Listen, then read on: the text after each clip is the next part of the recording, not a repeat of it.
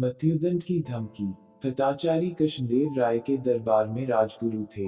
वह तेनालीराम से बहुत ईर्ष्या करते थे। उन्हें जब भी मौका मिलता तो वे तेनालीराम के विरुद्ध राजा के कान भरने से नहीं चूकते थे।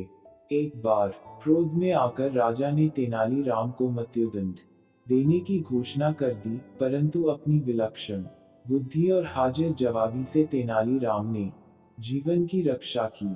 एक बार तेनालीराम ने राजा द्वारा दी जाने वाली मृत्युदंड की धमकी को हमेशा के लिए समाप्त करने की योजना बनाई। वह थटाचारी के पास गए और बोले, महाशय, एक सुंदर नर्तकी शहर में आई है। वह आपके समान किसी महान व्यक्ति से मिलना चाहती है। उसने आपकी काफी प्रशंसा भी सुन रखी है।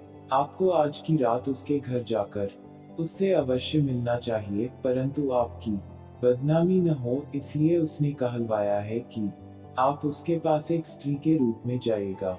भट्टाचारी तेनालीराम की बातों से सहमत हो गए। इसके बाद तेनालीराम राजा के पास गए और वही सारी कहानी राजा को सुनाई। राजा की अनेक पत्नियां थीं तथा वह एक और नई पत्नी चाहते थे, अतः वे भी स्त्री के रूप में उस नर्तकी से मिलने के लिए तैयार हो गए। शाम होते ही तेनालीराम ने उस भवन की सारी बत्तियां बुझा दी जो उसने राजगुरु और राजा को बुलाया था। स्त्री वेश में थटाचारी पहले पहुंचे और अंधेरे कक्ष में जाकर बैठ गए। वहीं प्रतीक्षा करते हुए उन्हें पायल की झनकार सुनाई दी। उन्होंने देखा कि एक स्त्री ने कमरे में प्रवेश किया है, परंतु अंधेरे के कारण वह उसका चेहरा ठीक से नहीं देख पाए।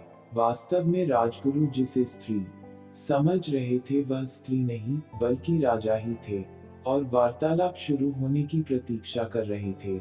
थोड़ी देर पश्चात कमरे की खिड़की के पास खड़े तेनालीराम को आवाज सुनाई दी, प्रिय, तुम मुझे अपना सुंदर चेहरा क्यों नहीं दिखा रही हो? भट्टाचारी मर्दाना आवाज में बोले।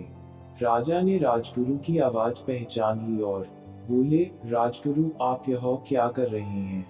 राजगुरु ने राजा की आवाज पहचान ली। शीघ्र ही वे दोनों समझ गए कि तेनालीराम ने उन्हें मूर्ख बनाया है।